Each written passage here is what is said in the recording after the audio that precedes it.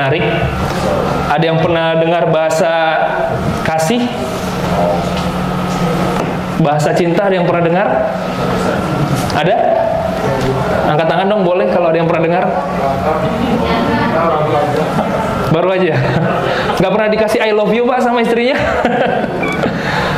Bapak Ibu, di dalam sebuah ilmu komunikasi, jadi komunikasi fokus di poin-poin ini adalah tentang komunikasi hati. Biasanya kalau kita komunikasi yang digunakan adalah pendengaran, pikiran, dan penglihatan, tapi di sini kita akan dimayoritasi oleh perasaan yang biasa digunakan oleh hati. Jadi ada 5 lebih suka dikasih ucapan semangat dibanding dia diajak jalan-jalan. Ada tuh. Misal, bro kamu hebat banget bro. Weh, Mbak yang jilbab abu-abu siapa namanya Mbak? Yang jilbab abu-abu? Nadia. Mbak Nadia, keren banget pekerjaannya. Misal, itu misal seperti itu. Jadi bagaimana kita bisa mengatakan sebuah afirmasi kepada teman-teman kita. Jadi di 5 bahasa ini, Bapak Ibu, teman-teman semua, 5 bahasa ini tidak harus dilakukan semua, tapi bisa menjadi salah satu yang mendominasi dalam diri kita. Itu dorongan semangat, peneguhan, penghargaan. Ya, next. Bahasa cinta selanjutnya adalah quality time, waktu. Ada di antara kita, teman-teman, Bapak Ibu semua, orang yang lebih senang kalau dia diajak ngopi berdua. Ada orang di antara kita yang diajak senang kalau diajak nonton berdua dibanding dikasih kata-kata. Ada tuh. Mungkin istri-istri kita di rumah yang mungkin jarang ketemu biasanya suka nih quality time. Kebersamaan bercakap-cakap secara pribadi ke pribadi dengan penuh perhatian. Nah, di dalam sebuah perusahaan atau mungkin di dalam sebuah organisasi komunitas, kadang apabila ada sebuah permasalahan yang tidak bisa diselesaikan dengan forum yang banyak atau orang yang isi banyak, ternyata bisa diselesaikan dengan ngopi berdua, nonton berdua, jalan-jalan berdua.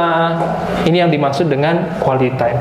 Meluangkan waktu spesial untuk orang tersebut. Ya. Next. Bahasa cinta yang ketiga, physical touch. Ya.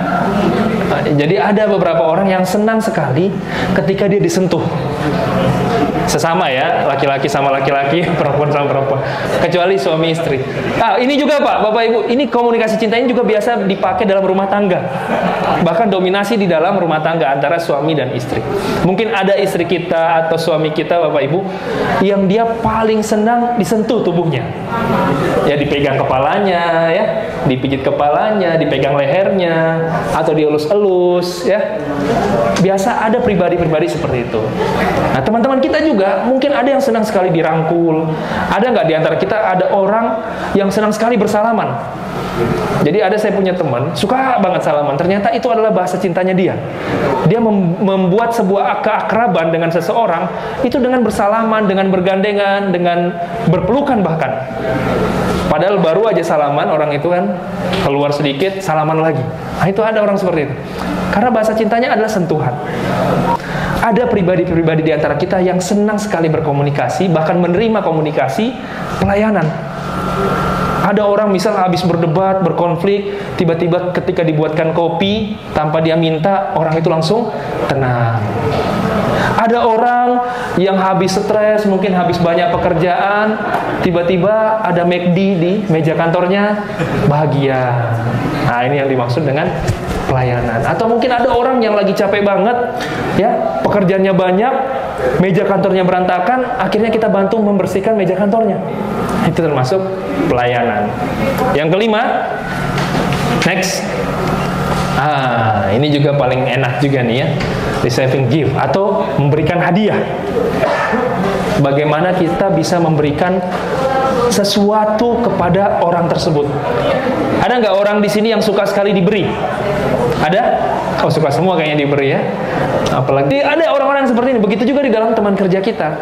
Ada orang yang ternyata bahasa kasihnya itu ketika dia diberi. Ya. Oke, coba balik ke lima bahasa cinta tadi.